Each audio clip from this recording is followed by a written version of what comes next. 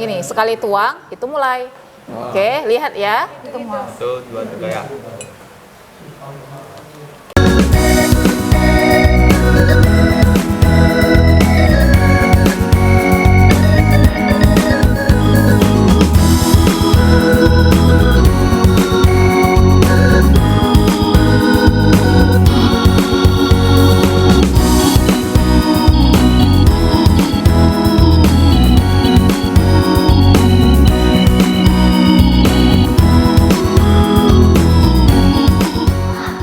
Selamat pagi dan salam sejahtera untuk kita semua. Halo, perkenalkan, nama saya Romarisna Francisca Simalango. Saya adalah salah satu guru di SMA Negeri 1 STM Hilir. Mata pelajaran yang saya ampu adalah kimia. Nah, hari ini saya akan masuk di kelas 11 Pre-Biokim 1. Nah, adapun materi yang akan saya sampaikan hari ini adalah mengenai tentang teori tumbukan dan faktor-faktor yang mempengaruhi laju reaksi. Adapun profil Pancasila yang ingin saya gali dari siswa, yang pertama itu adalah beriman dan bertakwa kepada Tuhan Yang Maha Esa dan berakhlak mulia. Yang kedua adalah kerjasama atau gotong royong. Dan yang ketiga adalah bernalar kritis. Jadi saya harapkan nanti setelah pembelajaran ini semua siswa mendapatkan profil Pancasila yang saya harapkan.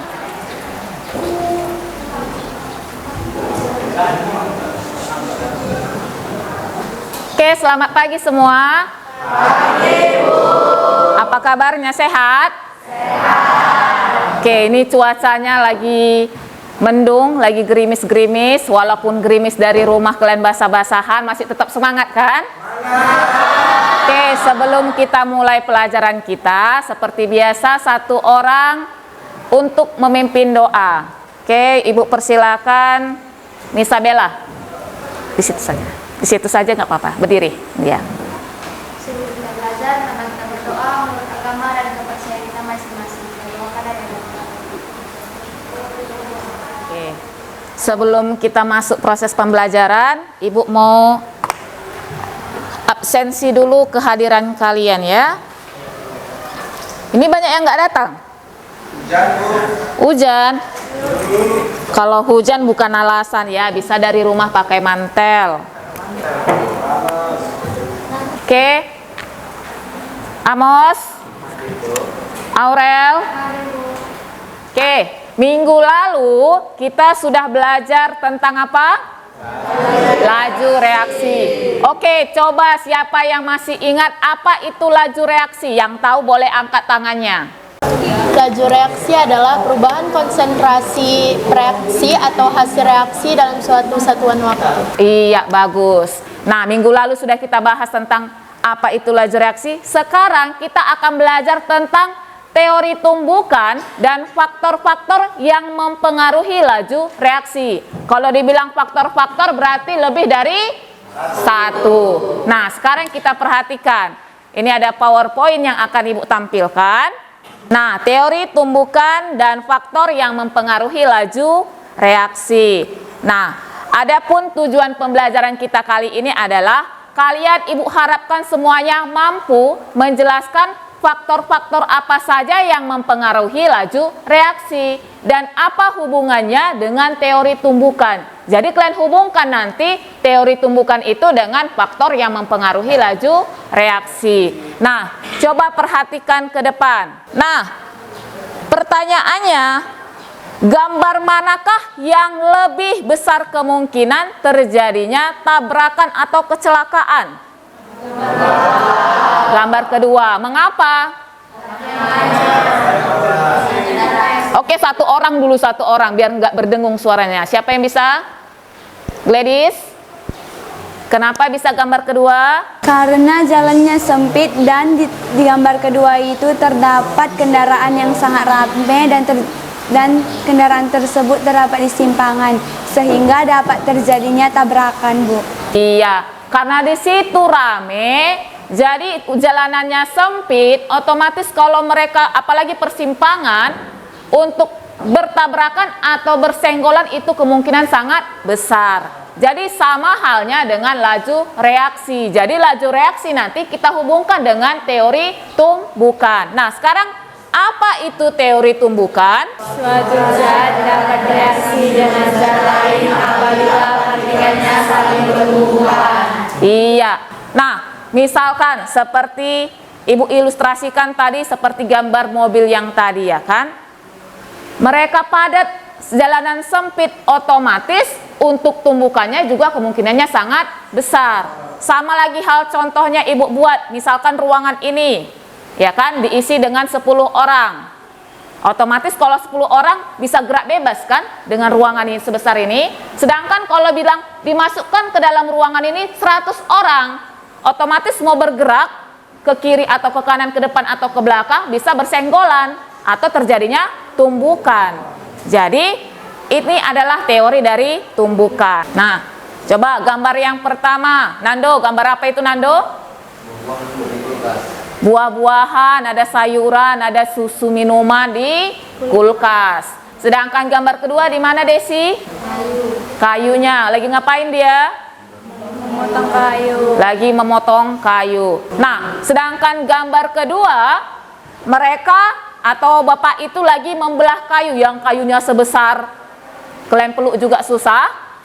Ketika di situ dia membelah, apa gunanya? Untuk mengecilkan. Supaya lebih gampang apa?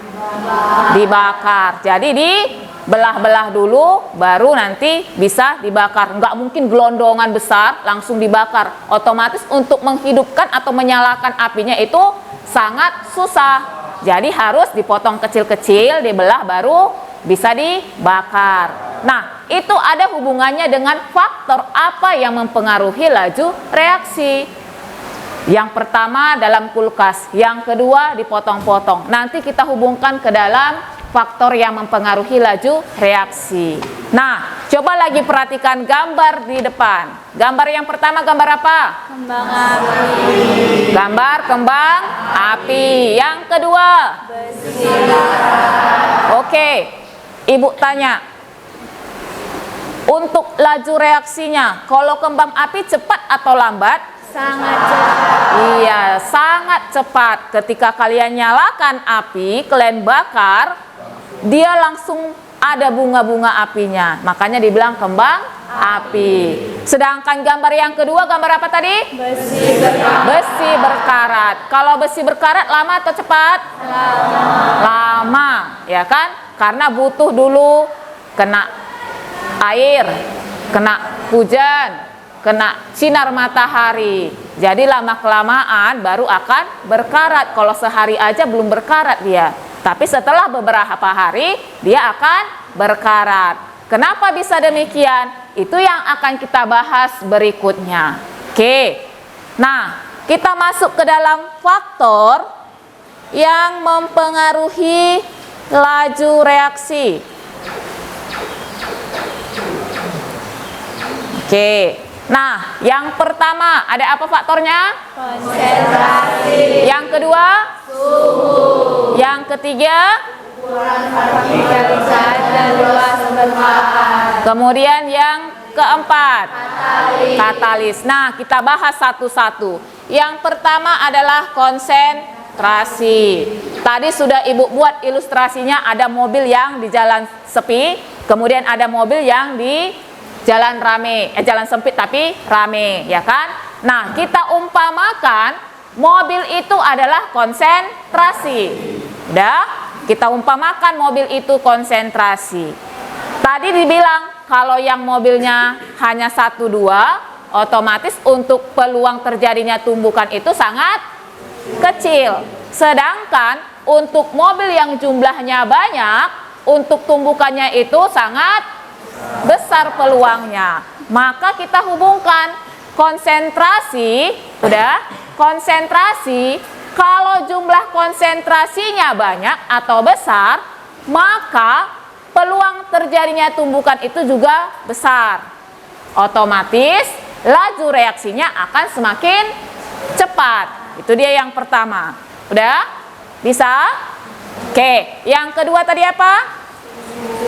Suhu. Nah, perhatikan. Suhu. Kalian pastinya pernah masak air. Ya kan?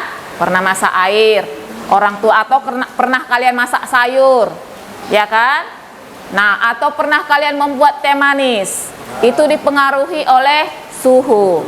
Nah, ketika kalian buat teh manis, yang kalian gunakan air dingin atau air panas? Kenapa air panas? Supaya gulanya cepat larut. Jadi, faktor suhu ini itu akan mempercepat energi kinetiknya atau membuat tinggi energi kinetiknya. Apa itu energi kinetik? Energi kinetik adalah energi gerak. Jadi gerak partikel itu ketika suhunya dinaikkan akan semakin cepat. Kalau cepat geraknya, otomatis tumbukannya juga akan semakin cepat terjadi. Jadi bisa disimpulkan, kalau suhunya dinaikkan, energi kinetiknya juga akan semakin cepat, terjadinya tumbukan juga akan semakin cepat, maka laju reaksinya bagaimana? Semakin cepat. Oke, kemudian yang ketiga, ada ukuran partikel zat dan luas permukaan bidang sentuh. Nah, ini yang sering terjadi. Kalau kalian misalkan salah persepsi, jadi salah nanti kesimpulan dari laju reaksinya. Ukuran partikel zat, ukuran partikel zat itu, kalau misalkan ibu ambil kertas, ini ibu potong-potong. Ibu potong-potong kertasnya. Atau begini ibu buat. Nah, ibu potong-potong seperti ini. Kemudian ibu biarkan kertas seperti ini. Udah? Jadi ada yang terpotong-potong, ada yang selembar utuh. Nah, pertanyaannya, kalau misalkan ibu bakar kedua kertas ini ibu bakar dengan ini, mana yang cepat habis? Yang kecil, ya kan? Kenapa? Itu lebih kecil. Karena ukurannya kecil. Jadi ingat, kalau laju reaksi itu dipengaruhi oleh ukuran zatnya atau partikel zatnya. Kalau partikel zatnya kecil, otomatis untuk bidang sentuhnya itu besar. Udah? Partikel zatnya kecil, luas permukaan bidang sentuhnya besar, otomatis tumbukannya lebih cepat terjadi, maka reaksinya juga akan semakin cepat. Jadi ingat, ukuran partikelnya kecil, udah kecil, otomatis bidang sentuhnya besar, kecepatan reaksinya sangat cepat. Itu dia yang ketiga. Nah, yang terakhir adalah apa? Katalis. Nah, katalis. Ingat, katalis itu apa? Siapa yang tahu katalis? Oke, apa Bella katalis? Katalis adalah zat yang mempercepat reaksi kimia. Iya. Contohnya ibu buat begini simpelnya. Ini ada si Amos. Udah? Ini ada si Bella. Mereka sebenarnya mau berteman. Udah, tapi malu-malu kucing. Mereka mau berteman malu-malu kucing. Rupanya ada orang ketiga. Udah, orang ketiganya si Naya. Dia sebagai mak comblang.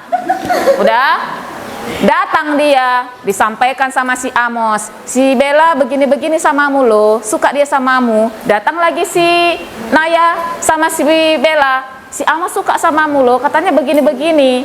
Ujung-ujungnya jumpa mereka. Karena udah dibilang saling suka-suka, rupanya mereka jadian. Nah, si Naya itu bertindak sebagai Comblang. iya, bukan mak comblangnya. Kalau dalam reaksi dia sebagai katalis. Yang tadinya malu-malu kucing mereka, karena ada si Naya, jadi mau mereka mendekat. Jadi itu guna si katalis. Tapi dia nggak ikut di situ kan? Nggak ikut, dia berpacaran juga di situ kan? Dia hanya menjadi comblangnya, udah mempersatukan dia, biar mereka bereaksi, tapi dia tidak ikut bereaksi. Itulah katalis. Nah, di sini ibu akan membagi kelompok, udah kalian kerja diskusi kelompok. Ibu bagi kelompoknya menjadi 5 saja, oke? Setiap kelompok nanti ibu bagikan LKPD. Di sini sudah ada pertanyaannya atau yang harus kalian jawab. Oke, kalian diskusi, kerjasama. Yang namanya diskusi harus kerja sama. Jangan ada yang tidak bekerja. Oke? Nah, sekarang Ibu bagi saja, berdekat-dekatan saja. Oke, sekarang duduk berdasarkan kelompok dulu. Duduk berdasarkan kelompok. Oke. Nah, kalian sudah dalam kelompok masing-masing. Ini ada LKPD yang kalian kerjakan. Kerjakan bersama-sama, jangan ada yang sendiri-sendiri mengerjakan, karena ini kalian diskusi kelompok. Minta tolong Ibu. Oke, ini untuk kalian. Kerjakannya langsung di situ saja. Ini kelompok kalian. Ibu minta tolong kemari satu orang, Nak. Gomos. Oke. Nah, di situ ada kolom yang mau diisi, kalian isi, diskusikan. Nah, diskusi, kerjakan. Satu orang ada yang tulis, yang lainnya mencari jawaban.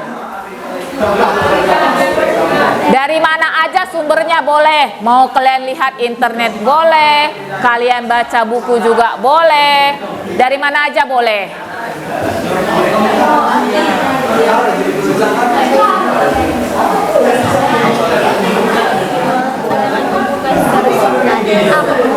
Hubungan tentang faktor itu, bukan itu dari informasi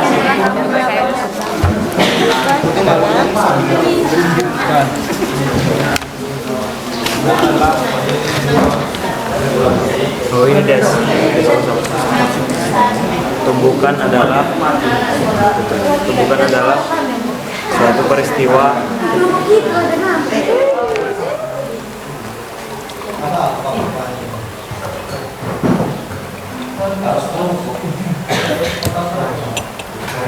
Depan sini. yang ini tambahin lagi. Udah. banyak itu. Udah. Stop dulu. Tunggu dulu. Sama-sama kalian mengisinya. Tunggu gini, sekali tuang, itu mulai. Oke, lihat ya. 1, 2, 3 ya.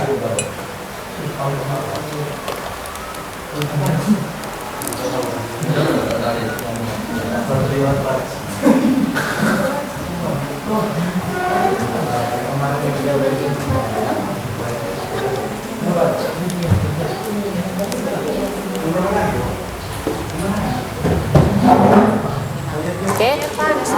Ini yang tablet. Ini yang serbuk. Ukuran partikelnya yang mana lebih besar? Ini, yang kecil ini. Nah, sama seperti faktor yang tadi. Ukuran partikel zat, bagaimana tadi hubungannya? Coba lihat. Mana yang lebih cepat reaksinya? Serbuk. Pasti serbuk, karena ukuran partikelnya lebih kecil. Nah, isi di situ. Oke, kalian sudah siap berdiskusinya. Sekarang kalian akan mempresentasekan hasil diskusi kalian. Untuk kelompok yang pertama maju, Ibu unjuk kelompok Atanaya dulu. Apa hubungan setiap faktor tersebut? 1. Konsentrasi. Hubungan tumbukan dengan konsentrasi adalah semakin besar konsentrasi, maka semakin besar pula tumbukan yang terjadi. Susunan partikel yang lebih rapat, kemungkinan terjadinya tumbukan semakin banyak dan kemungkinan terjadi reaksi lebih besar. 2. Luas permukaan. Hubungan tumbukan dengan luas permukaan adalah semakin besar permukaan yang ada, maka semakin besar pula tumbukan yang terjadi. Begitu pula sebaliknya, semakin kecil permukaan yang ada, maka semakin kecil pula terjadi tumbukan. 3. Suhu. Hubungan tumbukan dengan suhu adalah tumbukan pada suhu rendah lebih lama bekerja atau bereaksi, tetapi pada suhu yang tinggi tumbukannya akan semakin cepat karena suhu mempengaruhi terjadinya tumbukan. 4. Katalis. Hubungan tumbukan dengan katalis adalah semakin rendah energi pengaktifan suatu reaksi, maka semakin cepat pula terjadinya tumbukan. Maka reaksi tersebut akan memiliki laju reaksi lebih cepat. Nah, berikutnya untuk kelompok yang kedua. Oke, kelompok si Superdo. Silakan berdiri. Yang pertama, tumbukan adalah suatu peristiwa ketika benda-benda saling bertabrakan. Yang kedua, energi aktivasi adalah energi minimum yang harus dimiliki oleh partikel bereaksi sehingga menghasilkan tumbukan yang aktif. Tumbukan aktif adalah tumbukan yang dapat menghasilkan partikel-partikel produk reaksi. Keempat, katalis adalah suatu zat yang dapat memengaruhi laju reaksi